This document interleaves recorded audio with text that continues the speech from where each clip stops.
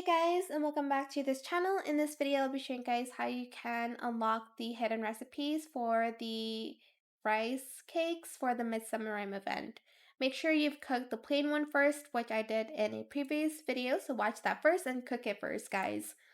To unlock the hidden recipe, you're just going to leave it as is. It's going to unlock the red bean one because there are two red beans on this side. So this is the ingredient for the red bean one. So you're just going to want to cook that one like so, and it's going to unlock that hidden recipe.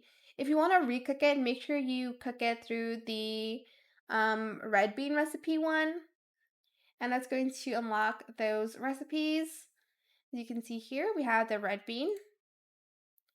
Then to unlock the other recipe, we have the egg yolk and pork one, which are these ingredients. So the bamboo leaf, the patty, the egg, and then meat. And you're just going to start cooking and it's going to basically unlock that ingredient.